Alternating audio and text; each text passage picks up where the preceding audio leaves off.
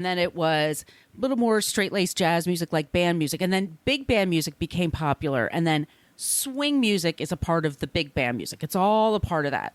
Like you have a basic song, and then you have like a trumpet section and the drum section and whatever. Kids fucking lost their minds for swing music because it was so fun.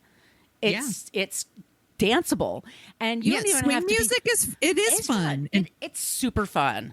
You don't have to be that elegant to do it. It's a very sporty thing. You know, kids do flips. You could just clap and kind of move your feet around. I mean, it's fun. And the Zoot Suit was an extension of what started in African American culture on the East, and it moves west. And then especially Mexican youths super love the Zoot Suit. And part of it was, it's just the culture of going out. It's this generation that not many were able to go to college, but they could make some money and help take care of their families. And they had some pocket money. And you got some pocket money and you got a weekend coming up and you've been working in the farm all day or working at a factory. What do you want to do on Saturday night? You want to dance. You want to look cute. You want to meet somebody cute and make out with them. You want to drink whatever booze is around. Like that's normal. The kids that started getting into it, well, okay, so it's called Pachuco. And basically, it's like a dance move turned into a fashion statement. So it's a wide brim hat with feathers and color. And the girls, and the guy would wear this long coat with the pants, and he couldn't really dance that much with it because the suit would get wrinkled. So the big move was like you extend your arm out and the girl kind of swung around you. And there's a lot of leaning back you see with Zoot Suit dancing. Malcolm X was into Zoot Suits. I mean, that's the thing. For people who maybe don't know what we're talking about, there was a Janet Jackson video she did. What was it? For All Right. And she did the whole Zoot, like her and all of her dancers are wearing Zoot Suits, and it's like a musical number, and they're all dancing. And I think Cab Calloway's in it and all this stuff. And so if you're I'm trying to give you all a little cultural reference there. Yes, please, thank you. Now, the word Pachuco and Pachuca, and then girls, it was short skirts, like way above the knee, and then hair as big and mighty as anything the B-52s ever attempted when they started. Look up early B-52s. Okay. It's just beehives upon the beehives. And you put flowers in it, and you use crepe paper in there to create. It was these kids looked beautiful. And it was a performance. And it's just all a part of going out. Like most of them are Catholic. They work really hard. They're living with their parents. They're being good. You know, America's at war. They want to fit in. And then on Saturday nights, like Saturday Night Fever, you just want to kind of lose your shit a little bit. You're like a peacock. You want to go out and strut your stuff. Yes. The words then became used as a pejorative against people. Yeah. And so the cops would say, we're going to go in and get Pachucos and Pachucas. And it was used in a way like when I was younger, if you say, oh, this person is a rapper, I would say, oh, well, what kind? Are you in a group? Are you solo? Do you do jazz? Or is it more like hip hop? Or like, what is that? Whereas my grandmother would be like, oh my God, the rappers. And to her, that's anybody of color.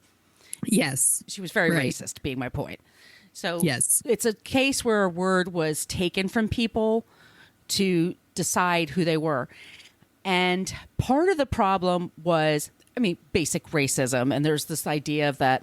In one of the books I read, there was a person who wrote for Hearst and said, well, these people are, from the Aztecs and the Aztec Mayan culture. So they have bloodthirstiness in them. It's so right. Also, it's rationing that happens at the time. People ration things like rubber, like eggs, milk, butter, whatever. Like there's certain things you ration. Can you imagine? What? We wouldn't even do this now. Like we can't even be minorly inconvenienced to wear a fucking mask to keep people from being sick. And now, like back in the day, you would actually have to give things up for your fellow Americans. And now we're like, wear a mask. Oh, fuck you. I'm going into this Starbucks and I'm going to cough all over everybody because it's my freedom. was a way of contributing because most people knew somebody who was volunteering or was being sent away. So that was something like we all did. And part of the shortages was wool shortages because that needed to be made for uniforms for the soldiers. Uniforms because it's not like they're being pressed and cleaned every single day. Like you go through some kind of a war effort and you're out in the snow and mud and you get shot at and there's blood. They throw that suit away and they need to get you another one. And so there was this wool shortage. And so another reason to bag on the Zoot-suiters, these kids, was because, well, look at that waste that they're doing. All that fabric when it could be so much smaller. If you look at, I remember 2001, 9/11 happened. I worked at Condé Nast. I was in the PR department and I was tasked to look up what were the editor letters, like the first issue after Pearl Harbor happened, which would be like February or March of 42. And what was the fashion like what stories did they do? Things became very simple silhouettes. It was not a lot of fabrics. It was very muted colors, collars. It was very muted. It was much less fabulous in Vogue before versus this time. Right. It's like everybody was trying to be respectful or being whatever. Respectful. Like, you think, or their version of respectful. Yeah. Here are these kids going out on Saturday night and like, they don't even speak English and they're wearing these colors and they're going to that jazz music and they're wasting all this fabric. It was considered un-American to the point that at some point Zoot Suits were banned in LA. You could go to jail for a month if you were caught in a Zoot Suit. So ridiculous. It's really stupid. Hearst papers were writing all these kinds of stories. And it's been going on for a few years, but especially like a year up to Jose Diaz's murder, that Mexican Americans, they were in gangs, they are a problem, they cause all this violence, and it's in their culture, it's just in their DNA. What are we going to do about it? Which causes a lot of hostility towards Mexican Americans who are just like, I just want to live my fucking life. I just want to work and do what everybody else does. Okay. So the police reaction to Jose Diaz's murder was to go through all of the Mexican-American neighborhoods and gathered up 600 people. Jesus Christ. And that's a lot. From 12 to 25. That was the age range. I said 12. There were little kids there. That's messed up. They were charged with assault, robbery, armed robbery, all kinds of things. 175 were then held for various crimes. So of the 600, 175 they kept. 22 of those were tried for the killing of Diaz, Jose Diaz. And they're saying 22 people killed this man? They thought 22 people were in on it. Okay. The judge, and they were tried together, and they weren't all given their own lawyers. The judge, who's a real prick, Charles W. Frick, was a huge racist asshole, and he had no intention of giving a fair trial. No, he of course had a not. Prosecutor's background. I just wrote my notes. Here's the trial and the bullshit involved. Frick. Frick. He's a dick. Yes. Frick it was about 17 of them had wound up going to trial. And they had, a couple of them had lawyers, but mostly they didn't.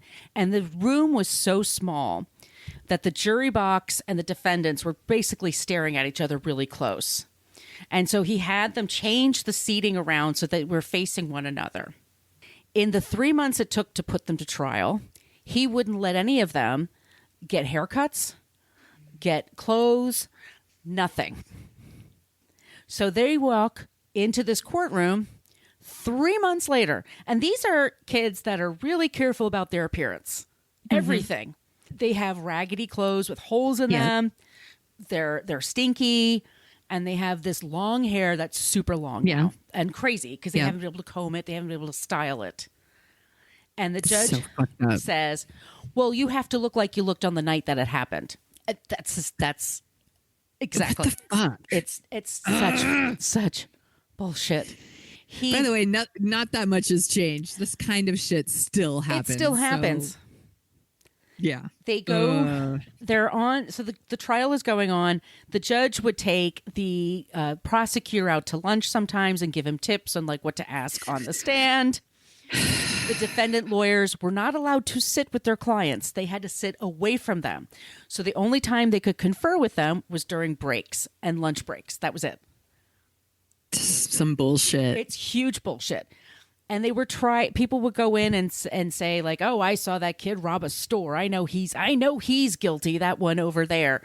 There's a kid named Henry Lavis, who was rounded up 20 years old and had a couple of skirmishes, but they just railroaded. He was the one that was really tough because he thought it was all bullshit and just let them know, like, I know what you're doing is wrong. Mm-hmm. This is fucked up.